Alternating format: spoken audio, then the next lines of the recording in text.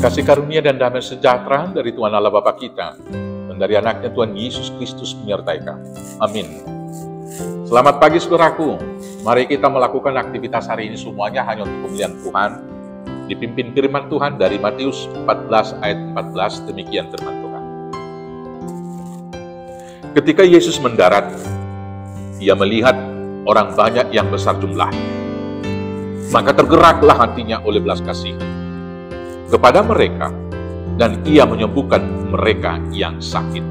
Demikianlah firman Tuhan.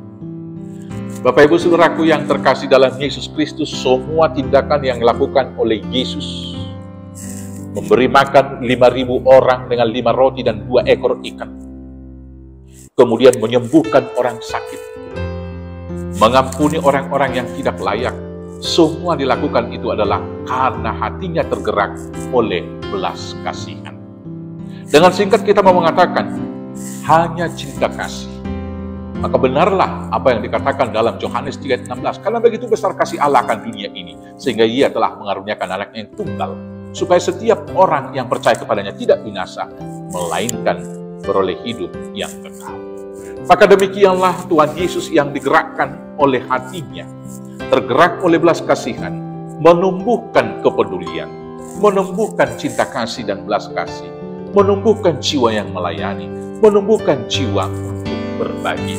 Dan itu semua dilakukan oleh Tuhan Yesus. Maka sekarang mari kita renungkan, masihkah hati kita digerakkan oleh belas kasihan? Atau masih tergerakkah hati kita melihat penderitaan orang lain? Masih tergerakkah hati kita oleh belas kasihan melihat pergumulan orang lain? Mari coba kita ukur. Seharusnya orang yang memiliki hati yang tergerak, dia harus lebih peduli terhadap orang lain.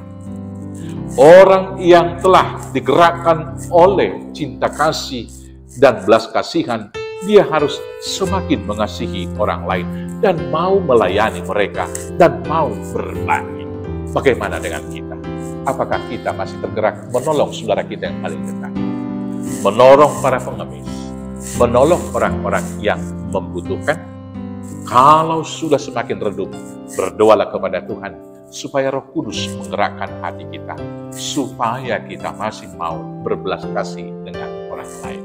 Selamat digerakkan oleh belas kasih dari Kristus Yesus, sehingga hati kita penuh cinta kasih terhadap sesama. Tuhan Yesus memberkati. Amin. Kita bersatu dalam doa. Terima kasih Bapa yang baik.